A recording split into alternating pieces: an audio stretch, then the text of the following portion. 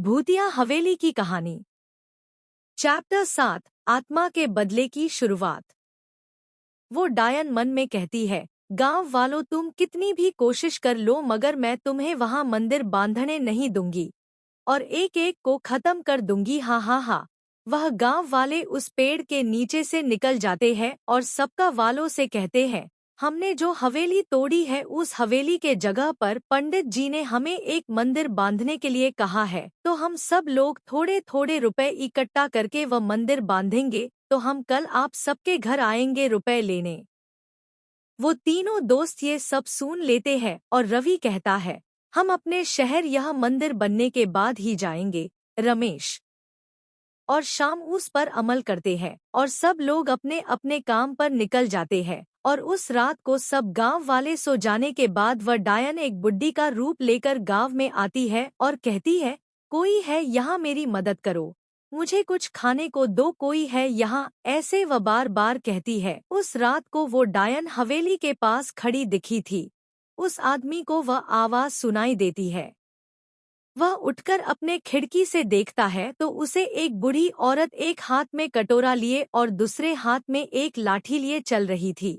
वह औरत फिर से कहते हैं, कोई है यहाँ मेरी मदद करो, मुझे कुछ खाने को दो, कोई है यहाँ। वह आदमी कुछ रोटियां और सब्जी लेकर दरवाजा खोलता है और उस बूढ़ी औरत को आवाज लगाता है, अम्मा यहाँ आओ, मैं खाना लाया हूँ। वह बूढ़ी औरत झट से उसकी तरफ देखते है और जल्दी जल्दी उसके पास आने लगती है और रुक जाती है और उस आदमी से कहती है, बेटा मैं चलते चलते थक गई हूँ, क्या खाना तुम मुझे उस पेड़ के नीचे लाकर दे सकते हो। वह आदमी कहता है, जी अम्मा। तभी वह बूढ़ी औरत उस पेड़ के नीचे जाने लगती है और वह आदमी उसके पीछे पीछे इस पेड़ के नीचे जाता है। दोनों उस पेड़ के नीचे जाते हैं। वह औरत नीचे बैठ जाती है और उस आदमी से कहती है, लाओ बेटा खाना मुझे दे दो। वह आदमी उसे खाना दे देता है। बूढ़ी औरत खाना खाने लगती है। सब कुछ सुनसान लगता है। अचानक से वह बूढ़ी औरत जोर जोर से हंसने लगती है। आदमी उससे पूछता है, क्या हुआ अम्मा, आप हंस क्यों रही हो। तभी बूढ़ी औरत अचानक से एक भयानक डायन बन जाती है और हंसने लगती है। उस आदमी के पैरों तले जमीन फिसल जाती है, उसके रोंगटे खड़े हो जाते हैं। वह चिल्लाने लगता है, बचाव बचाव, मेरी मदद करो। वो वहां से भागने लगता है मगर वो भाग नहीं पाता, जगह पर रुक जाता है। डायन कहती है, देख मैं वापस आ गए, मैं अब किसी को भी नहीं छोड़ूंगी, मैं सबको मार दूंगी। आदमी उसके सामने हाथ जोड़ता है और कहता है, मुझे छोड़ दो, मैंने कुछ नहीं किया। डायन उस आदमी को उस पेड़ से बांध देती है और उसका गला काट देते हैं।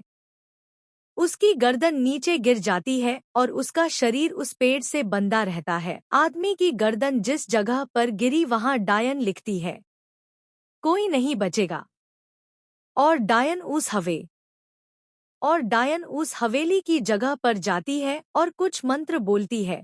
तो अचानक से वहां पर गांव वालों की तोड़ी हवेली फिर से आ जाती है। डायन उस हवेली के अंदर जाती है और हवेली का दरवाजा बंद कर देती है। अगले दिन सुबह गांव वाले उठते हैं तो सारे हैरान आश्चर्यचकित हो जाते हैं। कुछ समझ में नहीं आता है उन्हें हवेली वापस कैसे आ गई। तभी एक आदमी दौड़ते हुए आता है और उन गांव वालों से कहता है, गजब हो गया, वहां के बड़े विशाल पेड़ के नीचे किसी का शरीर बंधा हुआ है और उसका सिर नीचे पड़ा है।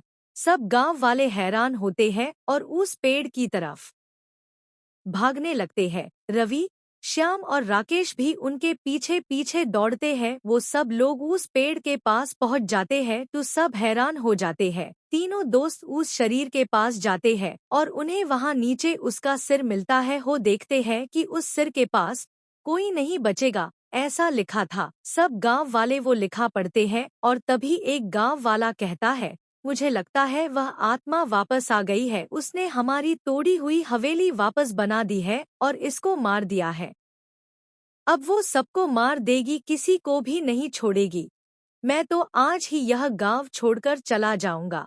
रवि कहता है, ऐसा नहीं हो सकता, पंडित जी ने कहा था वो उस आत्मा के राख को गंगा में समर्पित करने के बाद आत्मा वापस नहीं आएगी।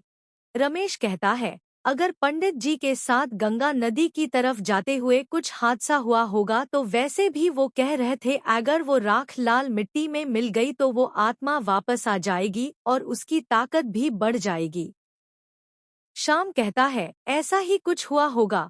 रवि कहता है, ऐसा कुछ हुआ होगा तो पंडित जी को उस आत्मा ने मार दिया होगा। हेम, उनको जाकर खोजना होगा। चलो हम उन्हें खोजते हैं। तीनों गांव वालों से पूछते हैं, यहाँ से गंगा नदी की तरफ कौन सा रास्ता जाता है। गांव वाले उन्हें रास्ता दिखाते हैं और कहते हैं, उस रास्ते पर एक घना जंगल है मगर उसमें कोई जंगली जानवर नहीं रहता।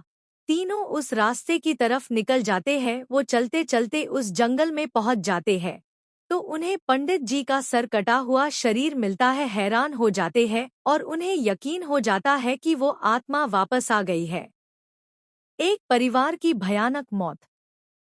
तीनों दोस्त उस पंडित के शरीर और सिर को वो लोग गांव जल्दी जल्दी ले जाते हैं। उधर गांव वाले खूब डर रहे थे। गांव वाले उस आदमी के शरीर को खोल देते हैं और तभी वो तीनों दोस्त पंडित जी के देह को लाते हैं। गांव वाले पंडित जी के शरीर को देखकर हैरान हो जाते हैं। रवि गांव वालों से कहता है, हमें ये पंडित जी का शरीर उस घने जंगल में मिला है। पंडित जी को उस आत्मा ने ही मारा है। वो आत्मा अब वापस आ गई है और उसकी शक्ति भी बढ़ चुकी है। रमेश कहता है, मुझे लगता है उस आत्मा की शक्ति इतनी बढ़ गई है कि वो एक भयानक डायन बन चुकी है। तभी एक गांव वाला कहता है, क्या डायन? भाइयों, अब हम नहीं बच सकते, वो हमें जिंदा नहीं छोड़ेगी, कोई नहीं बचेगा अब। और सब लोग मिलकर पंडित जी और उस आदमी का अंतिम संस्कार कर देते हैं। गांव वाले कहता है, लगता है हमें यह गांव छोड़कर जाना पड़ेगा, नहीं तो वह डायन हम सबको मार देगी। श्याम कहता है, इस पर कोई तो उपाय होगा। तो गांव वाले कहते हैं, आज क्या उपाय होगा? पंडित जी ने तो उसे खत्म कर दिया था मगर न जाने फिर से वापस कैसे आ गई। लगता है इस पर कोई उपाय नहीं है। अब क्या करें हम? सब लोग अपने अपने घर चले जाते हैं और वो तीनों दोस्त उस बुढ़े के ही घर चले जाते हैं। रात होने के बाद सब सुनसान हो जाता है। कोई भी अपने घर से बाहर नहीं निकलता। तभी वह डायन पहले जैसे बूढ़ी औरत का रूप ले लेती है और गांव में जाती है और कहती है, कोई है, मेरी मदद करो, मुझे भूख लगी है, मुझे खाना चाहिए, कोई है यहाँ? उसकी आवाज कोई नहीं सुनता। वह कहती रहती है मगर अचानक से एक गांव वाला अपनी खिड़की खोल कर देखता है। तभी वह बूढ़ी औरत उसे खिड़की खोलता देख लेती है और जोर जोर से रोने लगती है, मेरी मदद करो। वो आदमी को उस बूढ़ी औरत पर बहुत दया आती है और वह खाना लेकर जाने लगता है। तभी उसके बच्चे कहते हैं, पिताजी, आप ये खाना लेकर कहाँ जा रहे हो? आदमी उनसे कहता है, मैं जो बाहर बूढ़ी औरत रो रही है उसे खाना देने जा रहा हूँ, मगर तुम घर से बाहर मत निकलना, तुम लोग सो जाओ, मैं उसे खाना देकर अभी आया। बच्चे कहते हैं, जी पिताजी, मगर उनको खाना देकर जल्दी वापस आना। वह आदमी बच्चों से कहता है, तुम चिंता मत करो, मैं उनको खाना देकर जल्दी आ जाऊंगा, तुम लोग सो जाओ। वह आदमी खाना लेकर बाहर आता है और दरवाजा लगा लेता है। वो बूढ़ी औरत उसी बड़े पेड़ के नीचे जाती है। तभी वो आदमी उससे कहता है, माजी यहाँ आओ, मैं आपके लिए खाना लाया हूँ। बूढ़ी औरत कहती है, अरे बेटा, मैं अभी बहुत थक चुकी हूँ, क्या तुम यहाँ आकर खाना दे सकते हो? आदमी कहता है, जी मैं अभी आया। वो आदमी खाना लेकर उस बूढ़ी औरत के पास उस बड़े पेड़ के नीचे जाता है। बूढ़ी औरत उससे कहती है, शुक्रिया बेटा, तुमने इतनी रात को इस बूढ़ी औरत की आवाज सुनकर मेरे लिए खाना लाए। बूढ़ी औरत खाना खाने बैठती है। वो खाना खाने लगती है। तभी वो आदमी उससे पूछता है, आप कौन है? मैंने तो आपको इस गांव में कभी नहीं देखा, कहाँ से आई है आप? बूढ़ी औरत उसकी तरफ घुर कर देखती है और कहती है, तुम मुझे नहीं पहचानते, मैं वही औरत हूँ जिसे तुम सब गांव वाले और उस राजा ने मिलकर मुझे जिंदा जला दिया था। भूल गए, मैं किसी को भी नहीं छोड़ूंगी। हाँ हाँ हाँ। और अचानक से एक भयानक डायन के रूप में आती है। उस आदमी ये सब सुन और देख के वहां से भागता है। वो भागते भागते उसके घर की तरफ बढ़ता है। वो घर के पास पहुंचने ही वाला होता है कि उसका पैर एक पत्थर से टकरा जाता है और वह जमीन पर गिर जाता है। वो डायन उसके पीछे पीछे आती है। आदमी फिर से उठकर भागते भागते अपने घर में चला जाता है और दरवाजा बंद कर लेता है। वो बहुत घबराया हुआ होता है। उसको देखकर उसके बच्चे पूछते हैं, क्या हुआ पिताजी, आप इतने घबराए हुए क्यों हो? क्या हुआ? आदमी उनसे कहता है, सवाल बंद करो और तुम लोग अंदर छुप जाओ और कुछ भी हो बाहर मत निकलना, ठीक है? बच्चों को कुछ समझ में नहीं आता, वे अंदर छुप जाते हैं। आदमी दरवाजे को बड़ी बड़ी चीजें लगाता है। उसे कुछ समझ नहीं आ रहा था। वो खिड़कियां भी बंद कर लेता है। तभी दरवाजे खटाने की आवाज आती है। आदमी डरते हुए पूछता है, कौन है? डायन कहती है, अबे दरवाजा खोल। वो जोर जोर से दरवाजा खटाती मगर वह आदमी दरवाजा नहीं खोलता। तभी अचानक से सब कुछ शांत हो जाता है। मगर बाहर डायन अपनी शक्ति से दरवाजा तोड़ने की कोशिश करती है और ढप से दरवाजा टूटता है और उस दरवाजे के टुकड़े टुकड़े हो जाते हैं। और डायन गुस्से में उस आदमी की तरफ आती है और उसके लंबे लंबे नाखून वाले हाथ उसके शरीर के आर पार कर देती है और उसके शरीर के 4 टुकड़े कर देती है। बच्चे छुप कर ये देख रहे थे। अचानक वे चिल्लाते हैं, पिताजी, और सब बाहर आ जाते हैं। डायन उन सब को देख लेती है और हंसते हुए कहती है, हाँ हाँ हाँ, तुम भी हो यहाँ, आओ इधर आओ। बच्चे पीछे पीछे जाने लगते हैं और डायन बच्चों को एक ही वार में मार देती है और उनका खून पी जाती है और हंसने लगती है और वो डायन हवेली में चली जाती है।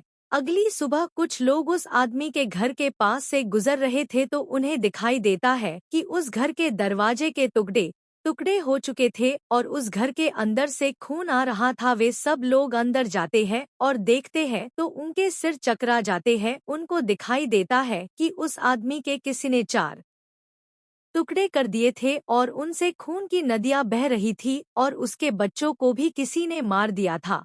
उस घर में चारों तरफ खून ही खून था। एक आदमी पूरे गांव में चिल्लाते हुए जाता है, उस डायन ने और एक परिवार को मार दिया। सब लोग उस घर की तरफ भागते हुए जाते हैं और सबके वो सब देखकर होश उड़ जाते हैं। वो तीनों दोस्त भी जाते हैं तो वो उतना भयानक नजारा था कि उनसे वो सब देखा नहीं जाता। इतना सारा खून देखकर शाम को चक्कर आ जाता है और वो वहीं पर गिर पड़ता है। रमेश और रवि मिलकर उसे उठाकर उस बूढ़े आदमी के घर में ले जाते हैं और उसके मुंह पर पानी मारते हुए रवि कहता है, ये शाम उठ जा। तभी शाम को होश आ जाता है और रमेश उससे पूछता है, शाम क्या तुम ठीक हो? शाम धीमी आवाज में कहता है, हाँ, अब मैं ठीक हूँ। रवि कहता है, शाम तुम यहाँ आराम करो, हम भी अभी उस जगह पर जाकर आते हैं। तुम घबराओ नहीं। रवि और रमेश शाम को उस घर में अकेला छोड़कर वहां चले जाते हैं। शाम के घर के पास कोई नहीं था, सब लोग उसी जगह गए थे। शाम अकेला था, उसे बहुत डर लग रहा था। उसे बार बार उस आत्मा का चेहरा दिमाग में आ रहा था, उससे वो और भी डर लगने लगा था। तभी उसके कान में कुछ आवाज आने लगी, कुछ इस प्रकार की, मौत मौत, सबकी मौत, शश, हाँ हाँ हाँ। उसका दिमाग घूमने लगा। तभी आगे क्या हुआ ये जानने के लिए सुनिए कहानी के चैप्टर 8 को। आज की ये खास और मजेदार कहानी आपको कैसी लगी, नीचे कमेंट में जरूर बताएं।